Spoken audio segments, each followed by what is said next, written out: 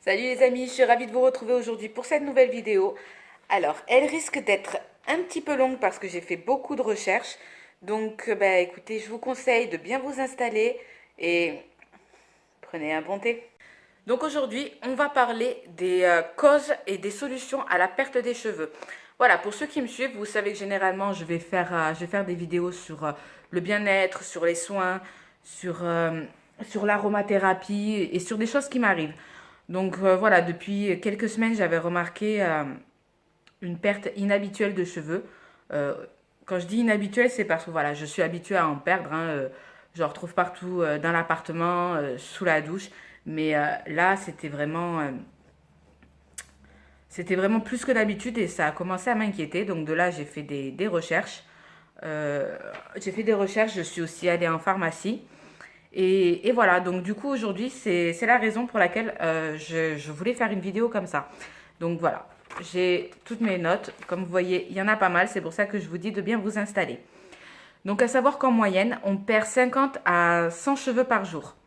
Donc c'est vrai que ça fait quand même un paquet, mais à savoir que voilà, les cheveux se régénèrent assez rapidement. Donc généralement, ça pose pas spécialement de soucis, vous ne le remarquez pas non plus spécialement. Mais si vous voyez que vous avez une très très forte perte, il ne faut pas hésiter à aller voir un médecin, à aller voir un naturopathe ou même votre pharmacien qui pourront poser un diagnostic à tout ça. Donc voilà, on va commencer par les causes. Donc vous pouvez avoir des problèmes hormonaux. Comme tout le monde sait, voilà, les hormones, ça joue énormément sur plein de choses. Et ça joue aussi sur vos cheveux. Par exemple, un exemple tout bête, pendant que vous êtes enceinte, donc je parle pour les femmes, hein, désolé messieurs, on va vous dire waouh, mais tes cheveux ils sont super et tout ça, sauf que après voilà, après l'accouchement, vous avez votre niveau d'oestrogène qui va chuter et, euh, et comme vous allez perdre votre attache hormonale, ben voilà, les cheveux vont avoir tendance à tomber. Vous avez aussi une exposition saisonnière au soleil. Donc, on va remarquer que voilà, que apparemment, hein, c'est d'après mes recherches, je ne suis pas spécialiste, mais c'est ce que j'ai retrouvé sur plusieurs sites, que on a tendance à perdre plus de cheveux en automne. Ne me demandez pas pourquoi, je sais pas. Vous avez aussi le stress. Donc, le stress est un facteur très très important. Moi, en tout cas, je sais que pour ma part, c'est mon cas. Donc, suite à un choc physique ou émotionnel, donc un décès, une opération lourde, ça peut provoquer des conséquences. Donc voilà, donc ce que je vous disais, une perte soudaine des cheveux. Moi, c'est ce qui m'est arrivé. Voilà, vous m'avez suivi, j'ai perdu mon chien, donc je sais que certains vont dire, ouais, mais c'était qu'un animal. Non, pour moi, c'était pas seulement un animal, voilà, c'était ma vie, mon chien. Là, en plus, j'étais en arrêt depuis plusieurs mois, donc j'étais H24 avec elle. Ça faisait 7 ans que je l'avais. C'était. Voilà. Bon, bref, c'est pas le sujet, mais du coup j'ai eu un énorme choc. Et suite à son décès, c'est à partir de là que j'ai commencé que je perdais bien plus de cheveux qu'à l'habitude. Euh, donc voilà, comme je vous ai dit, vous pouvez consulter aussi un dermatologue qui pourra, voilà, aussi voir si vous n'avez pas, qui pourra diagnostiquer une carence en fer ou un trouble thyroïdien ou hormonal, premier point que nous avons abordé. Donc ça, c'est généralement les 3 points essentiels d'une chute soudaine de cheveux. Donc pour ça, vous savez que j'aime tout ce qui est remède naturel, j'aime pas trop, pas trop tout ce qui est médicaments et tout ça. Après, je dis pas que c'est mauvais, hein, mais moi je préfère utiliser des produits naturels, pas que, parce que forcément, voilà, il y a aussi une limite à ce que la nature peut nous apporter. Donc, on va passer de suite aux remèdes naturels. Donc, pour les solutions, vous avez la phytothérapie. Donc, c'est se soigner avec les plantes. Il y a beaucoup de façons de faire. Enfin, de façons de le faire, non, il y en a principalement deux. C'est ou par usage local ou par friction sur le cuir chevelu. comme par exemple la quinine, qui serait qui est, puisque c'est un fait avéré, un extrait du quinquina, qui est un arbre d'Amérique du Sud. Donc j'ai jamais essayé la quinine, je sais que, je sais pas si aujourd'hui ça s'utilise encore, mais je sais qu'à une certaine époque, merci Dr Queen, la quinine était souvent utilisée de façon médicinale. Vous avez également le pin sylvestre qui contient une molécule d'alpha-pinène, donc qui favorise la croissance cellulaire au niveau du bulbe. Donc oui, je sais, c'est très technique, mais voilà, si vous êtes comme moi, que vous êtes curieux de savoir, moi j'aime bien tout savoir, du moins pour essayer de bien comprendre. Vous avez également donc la réglisse qui modifie l'action d'enzymes responsables de la chute du cheveu. Le buis, alors j'ai pas réussi à savoir ce que c'était, mais utilisé en décoction sous forme de friction a un effet bénéfique pour stopper la chute. Vous avez également le romarin, la bardane, la racine d'ortie qui améliore l'aspect global de la chevelure et permettent de stopper la chute. Donc là, je peux dire que oui, c'est avéré. Moi, je dis avéré parce que j'ai pu tester certaines choses, notamment avec l'ortie. Mais ça, je vous en parlerai un peu plus tard. Comme autre solution, vous avez donc l'homéopathie. Donc pour ça, par contre, il faut consulter un professionnel qui pourra déterminer ce dont vous avez besoin. Parce que évidemment, chaque cas est différent. Et vous avez l'aromathérapie. Donc vous savez qu'à ce niveau-là, je commence plus ou moins à m'y connaître étant donné que c'est un sujet qui me passionne. D'ailleurs, j'ai vu qu'on pouvait faire des études à ce niveau-là. Et ça me botte assez. Donc ça va englober le tout, mais voilà, ça, c'est un autre sujet encore. Donc évidemment, et ça je vous le dis souvent dans mes vidéos, il faut faire très attention avec les huiles essentielles parce que certaines peuvent provoquer des réactions allergiques. Généralement, on préconise de les utiliser au creux du coude, 48 heures, que je ne dise pas de bêtises, 48 heures avant utilisation sur une plus grande surface pour voir si vous faites des allergies. Donc oui, c'est aussi pas utilisé chez l'enfant et la femme enceinte ou allaitante. Voilà, parce que les huiles essentielles, c'est très très puissant et enfin voilà.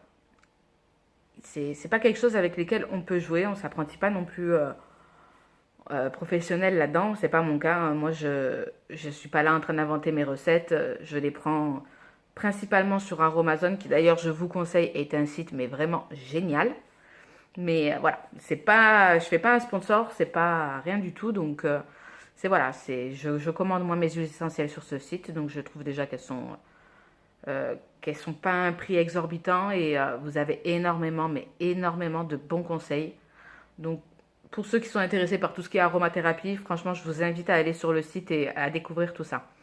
Donc il faut savoir aussi que quand vous utilisez des huiles essentielles, il faut éviter une exposition au soleil dans les 2 heures qui suivent l'application. Donc ça, généralement, c'est pour...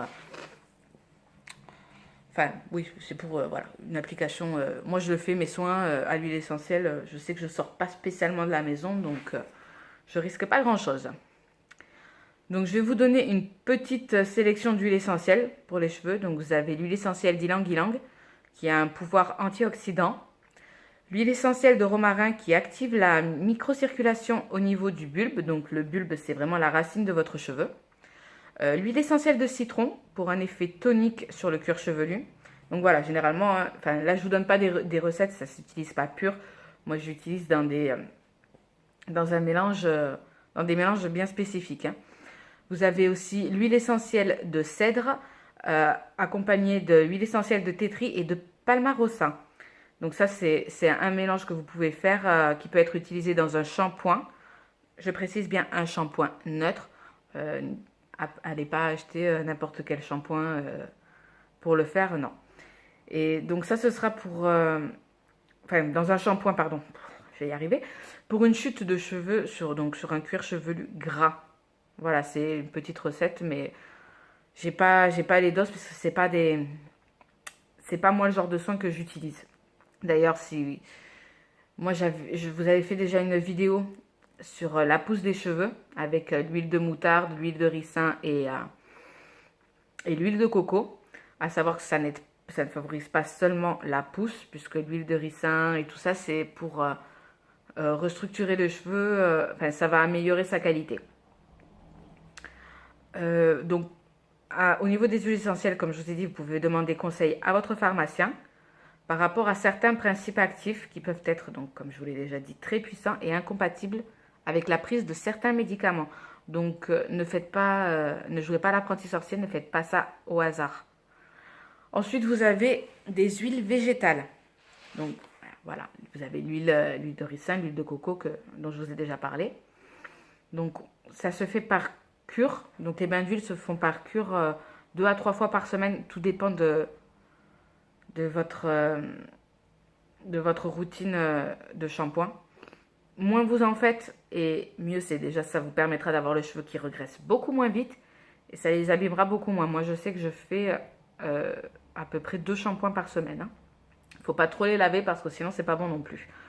Donc, vous faites vos bains d'huile sur un mois et voilà, enfin, sur un mois. Non, je vais dire des bêtises. Généralement, c'est sur une cure de 3 mois. Ouais, vous faites une cure, ouais. Généralement, ouais, tout ce qui est cheveux, vous faites ça par cure de 3 mois. Mais voilà, ne le faites pas continuellement parce que sinon, vos cheveux vont s'habituer au produit et après ne feront plus du tout effet. C'est comme pour la prise de médicaments. Moi, je sais qu'à un moment, c'était Doliprane sur Doliprane sur Doliprane. Au final, ça ne me fait plus rien du tout. C'est pour ça que maintenant, j'utilise également de l'huile essentielle pour ça. Et satisfaite. Après des grosses migraines, je prends quand même un cachet, mais beaucoup moins fréquemment qu'avant. Donc, comme je vous avais dit, vous avez l'huile végétale de ricin. Donc, c'est une huile qui est 100% bio. Et ça convient à tout type de cheveux. Ça, c'est méga, méga important. Donc, ça a une texture épaisse, un peu visqueuse, vous voyez. C'est ce que j'apprécie pas trop chez cette huile. Mais bon, elle va permettre de gainer et de discipliner les frisottis. Voilà, si vous voulez utiliser juste de l'huile de ricin, vous massez du bout des doigts le cuir chevelu. Et vous mettez quoi, 2 à 3 cuillères à soupe d'huile de ricin dans un bol pour le faire, quoi. Juste pour faire les racines. Enfin, voilà, quoi. Vous laissez poser une petite demi-heure et après vous rincez avec un shampoing doux. Moi, c'est vrai que généralement, quand je fais des bains d'huile, je fais quand même 2 shampoings. C'est bien mieux. Vous avez l'huile d'avocat, donc qui est très riche en acides gras. Elle va nourrir intensément et favoriser la pousse. Donc pareil, idéal en massage du cuir chevelu associé avec de l'huile de ricin. Voilà, on retrouve très très souvent l'huile de ricin par rapport à ça. Donc ça va stimuler l'apparition de nouvelles pousses de cheveux et on retrouvera brillance et souplesse. L'huile de coco, vous savez que je ne jure que par l'huile de coco. Donc ça, c'est parfait pour les cheveux secs et abîmés parce qu'elle va pénétrer vraiment la fibre capillaire. Ça va vraiment pénétrer tout votre cheveu. Et donc, ça va le nourrir intensément et ça va prévenir aussi de la casse. Vous avez également l'huile d'amande qui va permettre de revitaliser et fortifier la chevelure. Elle est donc particulièrement indiquée pour lutter contre les pellicules, au cas où vous en aurez. Et ça possède des vertus adoucissantes, nourrissantes et surtout réparatrices. Vous avez aussi l'huile de jojoba qui est donc parfaite pour les cheveux gras. Elle va réguler donc la production de sébum et permettra de retrouver brillance et souplesse. Donc il est particulièrement conseillé de l'utiliser en été comme filtre UV parce que vous savez que le soleil va agresser le cheveu et notamment l'éclaircir. Donc c'est bien d'avoir un filtre UV, c'est comme pour votre peau, quand vous vous mettez au soleil, vous ne voulez pas cramer, avoir de coups de soleil, ben, vos cheveux c'est pareil. Donc on peut aussi utiliser des compléments alimentaires. Donc moi je vais vous parler de Luxéol en l'occurrence, puisque c'est un produit que j'utilise depuis peu, qui m'a été conseillé par mon pharmacien et je le prends sur une durée de 3 mois. Comme je vous l'ai dit, voilà, les cures pour les cheveux, c'est préconisé de faire 3 mois pour avoir réellement des résultats. Et voilà, et 1 à 2 fois par semaine, je me fais aussi un soin avec huile de ricin, huile de coco. De temps en temps, je mets aussi de l'huile de moutarde. Et Et vraiment, j'en suis mais vraiment satisfaite. Donc, je vais vous parler un peu plus en profondeur de Luxéol. Parce que voilà, j'utilise depuis quelques temps. Enfin, depuis quelques jours, hein, ça doit faire ouais, une semaine, 2 semaines que je l'utilise. Et j'ai déjà commencé à avoir de très bons résultats. Donc, on va poursuivre avec le Luxéol. Donc, voilà comment ça se présente, hein. C'est une boîte, donc là, j'ai pris un traitement pour 3 mois. Et donc, ça va favoriser la pousse, la croissance et la fortification de vos cheveux. Donc, vous voyez, c'est pas des bêtises, hein, j'ai vraiment utilisé. Donc là, j'ai commencé depuis 11 jours déjà. Et j'ai pu remarquer énormément de bons effets. Donc ça, combiné au bain d'huile que je fais également, ben, déjà mes cheveux, ils ont quand même poussé. Bon voilà, il va falloir que je coupe à peu près tout ça parce que, vous voyez, ça fait que de ras. Mais ils ont commencé à bien pousser. Et en même temps, j'ai pu remarquer, voilà, j'ai un cheveu qui est très très abîmé. Et normalement, j'ai les cheveux bouclés, enfin bouclés, ondulés on va dire. Mais de temps en temps, ils font des anglaises, du moins ils faisaient. Et là, depuis un bon moment, j'arrive pas à les avoir bien frisés comme il y a quelques années. Et notamment au niveau de tout ça. Tout ça reste raide. Ça frise, c'est raide. Comment vous dire que c'est complètement horrible. J'ai l'air d'un paillasson. Donc ben, là, c'était quand? Avant-hier, j'ai fait un soin. Je me suis lavé les cheveux. Je me suis endormie les cheveux mouillés. Brillante idée. Mais ils ont frisé comme d'habitude. Pas encore très très bien. Mais j'ai pu remarquer que ben, tout ça, c'était pas raide. Ça avait recommencé à onduler. Donc c'est pour ça que je parle de ce produit. Donc ce n'est pas un partenariat, rien du tout. J'ai pas été contactée par la marque pour en parler. Mais voilà, quand il y a des bonnes choses, des choses qui fonctionnent, ben oui, je vais en parler. Donc c'est voilà, un complément alimentaire pour la pousse, la croissance et la fortification, comme je vous ai dit. C'est à base de roquettes, de prêle des champs, de vitamines, de minéraux. Et si je dis pas de bêtises, il y a aussi des orties dedans. Je ne vais pas dire de bêtises, mais il me semblait avoir vu de l'ortie quelque part. Ou alors je confonds. Non, ben je dois confondre, je ne sais pas pourquoi, j'étais persuadée qu'il y avait de l'ortie. Donc voilà, c'est programme de 3 mois. Il y a 90 gélules, c'est une par jour à prendre l'heure du repas du déjeuner, donc du repas de midi, avec un grand verre d'eau. Et ben honnêtement, entre ça et les bains d'huile, je commence à avoir le cheveu en meilleure santé, à en perdre beaucoup, beaucoup moins. Donc c'est pour ça que je le conseille. Vous voyez, c'est quand même principalement à base de plantes. Donc j'en avais souvent entendu parler, mais j'avais pas voulu essayer. Quand je suis allée chez le pharmacien en lui expliquant ce qui m'arrivait, je lui ai dit, voilà, on m'a conseillé de prendre de la levure de bière. Il m'a dit, pour ton cas, tu peux laisser tomber, ça fera rien. Donc il m'a amené vers 3 produits différents. 2 que je connaissais pas, vu que j'en avais entendu parler. Donc j'ai dit, bon ben, allons-y, banco, ça coûte quoi? À peu près une vingtaine d'euros pour 3 mois. Ça va encore. Ben, comment vous dire que, voilà, la pousse, elle est là. Donc, comme je vous ai dit, je combine aussi avec des bains d'huile très fréquemment. Donc, la pousse, elle est là. Je les perds beaucoup moins. Donc, bah écoutez, pour moi, ça a été adopté, hein. Donc, voilà, les amis. Je vous ai dit tout ce que j'ai pu trouver. J'espère que cette vidéo n'aura pas été trop longue. Et il me reste plus qu'à vous souhaiter une très très bonne journée et à très bientôt. Bisous!